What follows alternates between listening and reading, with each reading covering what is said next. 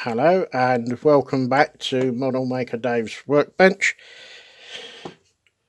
And what's this video going to be about? It's kind of an update, a kind of a what's in the box, a kind of what I have been doing and what I'm going to do later on. So to start off with, we're having a go at an aircraft. And I thought aircraft would be slightly different. It's the Jaguar GR1 from Italieri. As far as I know, it's a bit of an old kit, but looking at the sprues are, to be fair, quite tidy and quite presentable. However, with that much said, what the fit is like between these two bits, as in the fuselage, I can't tell you at the moment because I haven't got that far yet. However, on the surface, it does look all right.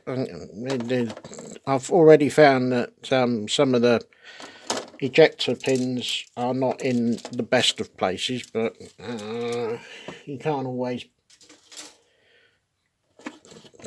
hide them. Some of them just have to be where they are. You just have to live with it. So I've started on the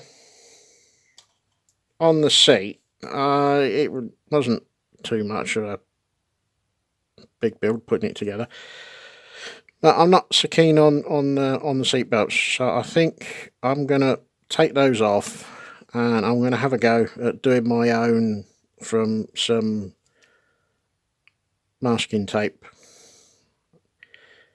or might use some lead wire, not sure yet, but definitely gonna have a go at my own, because you've got nothing going across the lap here, and I don't even know if you can see them on the camera because they are that fine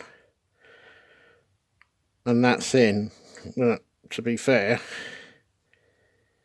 it was a bit of a waste putting them there. So we'll have a go. We'll take those off and we'll have a go with some masking tape. So that's that bit. Now, I have been working on the control panel. I think it needs a bit of a dry brush to get it to pop a little bit more. I didn't want to go too nuts with the colours because I don't think you're going to see very much of it. I just wanted to bring it to life a little bit. So I think some light grey dry brushed over just to give it a slightly dusty, worn look will work quite well on there. The tub is all one piece. The reason why it's on stick is because there's some bits under here to do as well, and it just makes life easier. There is some detail along this side and again on this side, which I think, again, with a bit of dry brushing and maybe a wash or some sort, will hopefully make those pop out a little bit more, because I would like to do this with it on its wheels with the canopy open if possible. Now on the underside we've got some detail here that we can bring out with a little bit of dry brushing, but we also had some ejector pin marks here and here, which these I just filled in with some Mr. Surfacer, and again here. These were easy to get rid of. These two were not so easy because I didn't have anything thin enough. So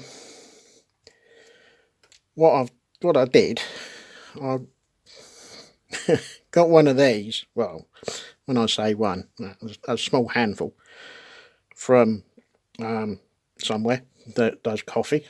There are plenty of places that do coffee, and I've had some of this finishing paper from Tamiya. I'm sure you can get other brands as well, although I've never seen them.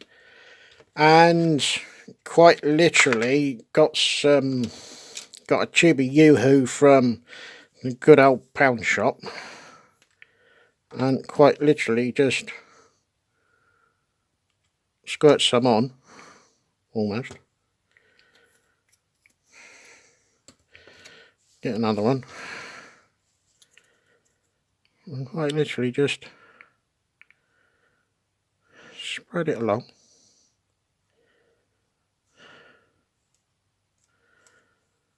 So that it's all reasonably level. This is no plaster as well, I can tell you that now. And then quite literally get your bit of paper that you stick down on it. Now, with some clamps or pegs, bulldog clips,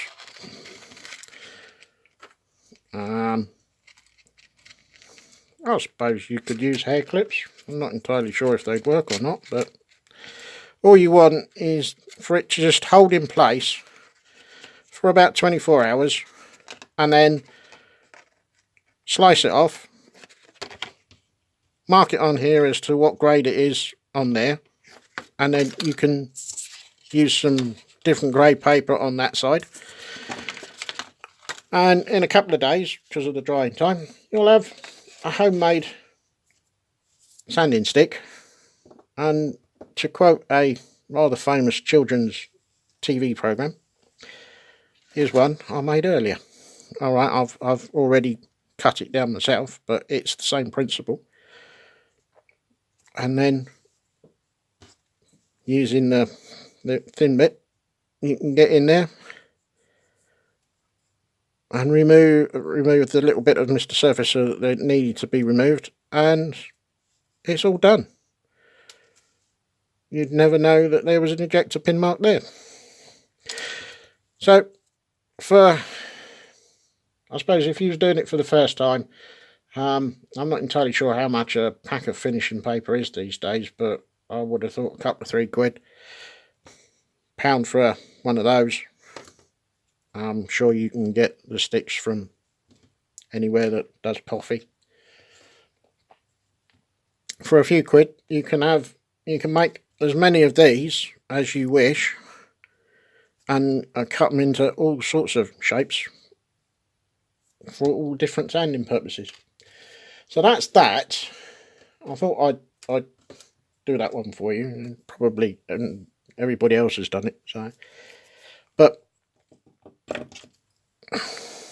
we get some primer on that. I think that's pretty much stuck now. So we get that primed later on today, and that can start drying off. The half track, I've had an accident with it because it came off when I was doing a other version of this video, and yeah, a bit clumsy. So I'll put that in there for safekeeping. But the floor pan or the floor area that I had to cut out is now in place. The pavement has been painted and slightly weathered. I will put some more brick dust over it, but ever so lightly. The drain cover has now been painted in. So I think I've got a decal to go on there. Maybe. I kind of like just being a brick wall, just as it is. So that and that go together, and now that I've found the decals, I can get on and get this one painted and finished off, because I'm going to do some camouflage over this as well. He says, yeah, camouflage. It's going to be fun. Now, the other thing that I have had, or I got the other day in a box of other bits and pieces that came, is 4 bottles of paint from AK. It's their brush and airbrush range. So I'm kind of guessing they're trying to tag along on Vallejo's Model Air. But what struck me was they're all olive drab, and I thought, right, okay, this could be good for doing a figure. So hopefully you can see him. He's in there somewhere. There is a figure in the murky depths of the debt hole. So we'll leave him in there for a little bit longer, and we clean him up later. I put him in there last night. I think he's been painted with Tamiya paint, but then again, I'm not 100% sure, because this is a figure that I did many years ago, so it could be anything. But what I was thinking, because we've got olive drab shadow, base, highlights and shine, I thought it'd be a good painting exercise to try these out, and I can try out the new MIG brushes that I've got. So that's the plan for that one. Yeah, an update on the Tamiya snips. I love them, I really do. They are they're a cut above the rest, no pun intended. When you compare these to these, it's like light and day difference. These work,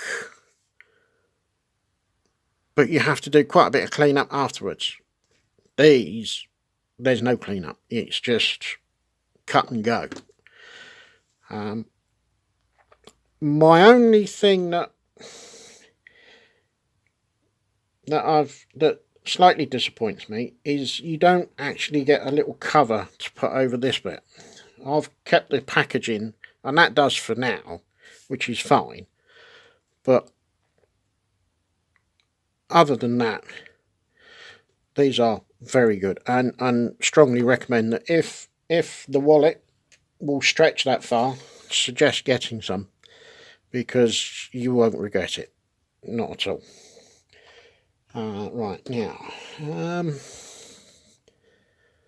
I think on that note, I think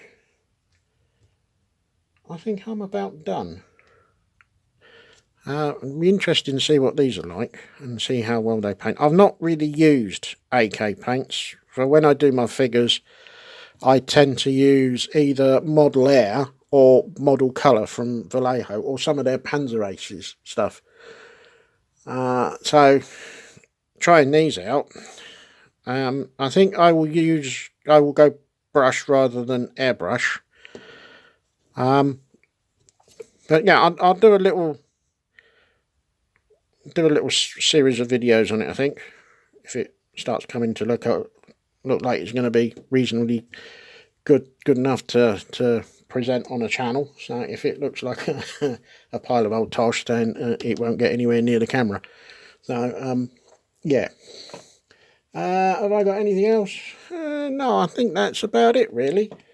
So I think for now I will let you get on with your days and do whatever it is that you're doing, and say thank you very much for watching this video. And if you like it, then please subscribe, because there will be more coming. And it leaves me to say I will see you in the next one.